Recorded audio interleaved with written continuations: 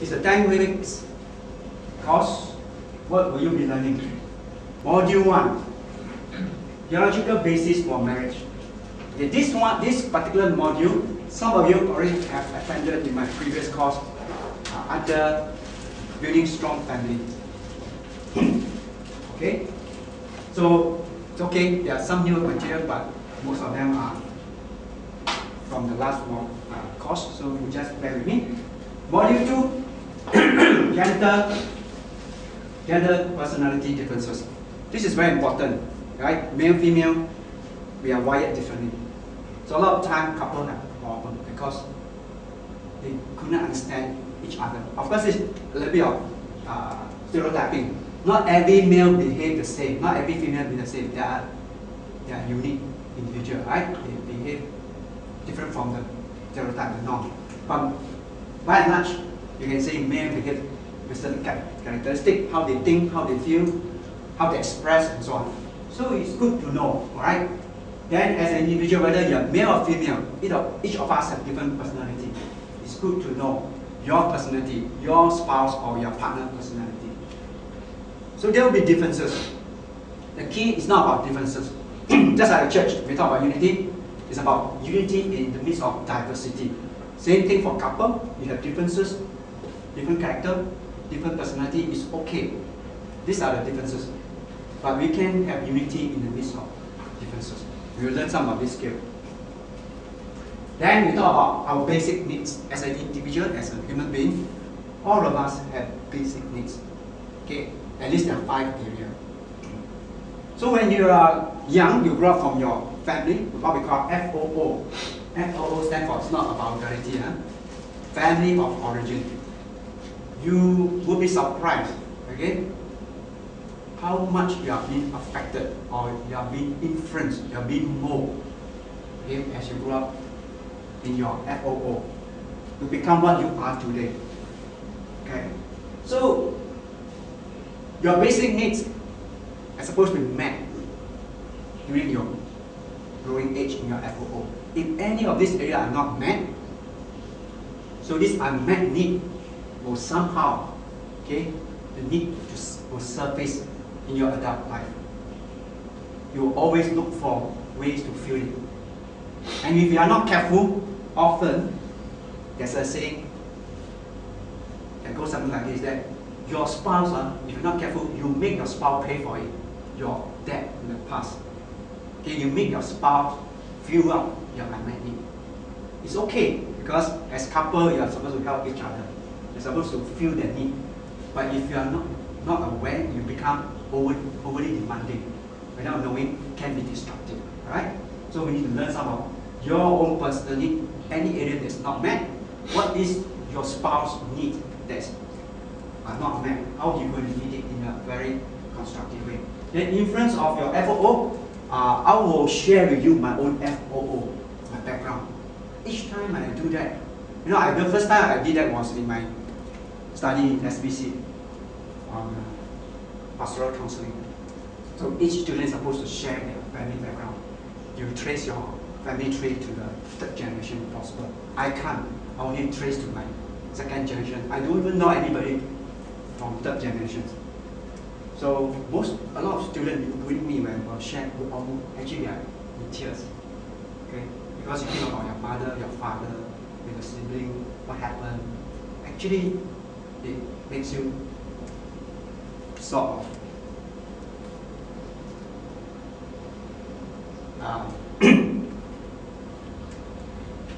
feeling that if you can live your life all over again, perhaps you will have no, on hindsight, how you would want to live it differently. Okay? So we talk about that. So it's good to know your FOO, how it influences you. So we will have exercise for you to trace and you share with your partner. Okay? Module 5. Understanding internal processes and development of self-esteem. Internal processes, by this we mean your thinking processes. Okay? A lot of time, because the influence of the background, we see things, we perceive things, other thing is happening or things did not happen. Okay? We expect certain things to happen, but it did not happen.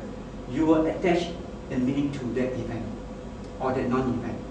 Okay? This meaning that you attach sometimes can be objective, sometimes can be subjective, depending on your background. Right?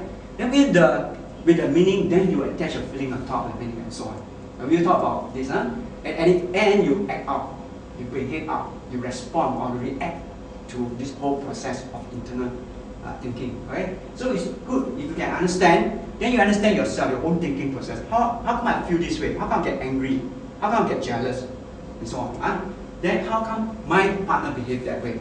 If you can understand his or her internal processes, then you know, okay, where's the handle to resolve conflict. And a lot of time people have problem in a relationship a lot of time because of poor self-esteem. Yeah, poor self-esteem. Maybe when you're young, your parents tone you down, criticize, or even if you don't criticize that much, but if you don't praise, don't affirm enough, you'll be lack of self-esteem. Then you always want to look for ways how to make yourself feel good. Then we talk about different ways how people manifest this low self-esteem. One extreme is a person become very aggressive, always want to press down on others to bring themselves up. This is destructive. The other way is poor self-esteem become the negative aspect. You become withdrawn. Okay, no confidence in doing anything because of poor self-esteem. Okay? Module 6, conflict resolution principle of reality living. Okay, you want to have conflict living together or relating together.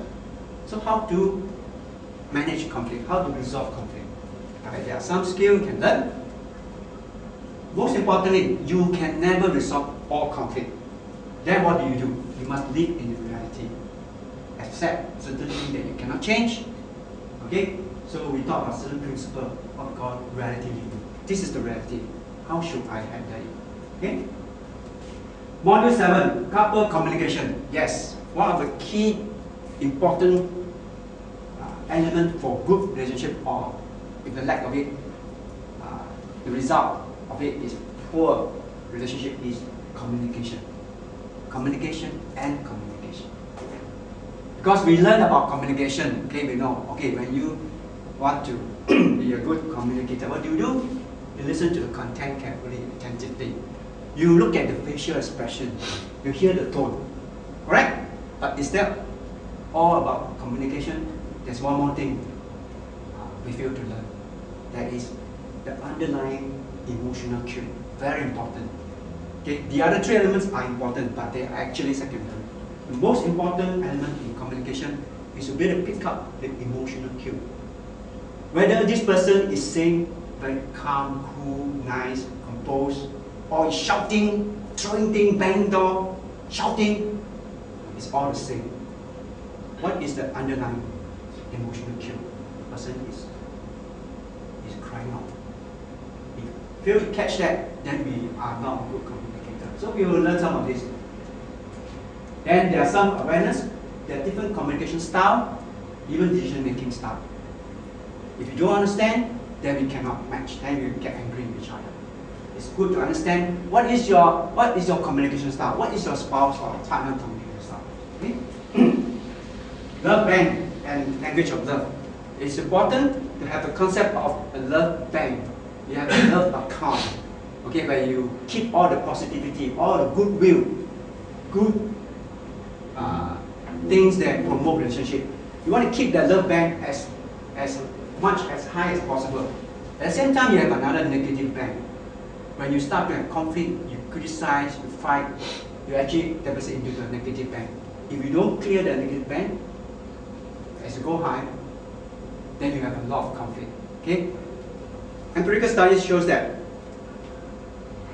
if there is a ratio of positivity versus negativity, a ratio which is less than 5 to 1, that means you must have at least 5 good things happening between the couple versus 1 bad thing.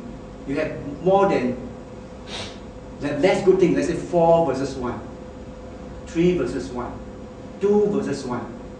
Once you fall below 5 versus 1, tendency that the couple will focus on the negative aspect. Small little thing will blow it up and fight. But you have more positivity, let's say 6 versus 1, 7 versus 1, 10 versus 1. Then it's like what the Bible says. Love covers a multitude of sin. More thing you close my eye. Never mind, it's okay. We can resolve, we can accept. So it's very important. We need to learn how to build up the love bank so that increase the ratio more than 5 versus 1. Okay? And there's this language of love that we need to learn. Everyone has a language of love that is, we are more receptive to feel that we are being loved, we feel cared for. So things that we do, things that we say, sometimes we meant good, but our partner do not take it, do not feel it. How come? Because that may not be his or her love language. Okay? We will reflect on this, okay? If you are already a couple, you reflect on this. So it's important to find out what is the love language of your partner. What is your love language yourself?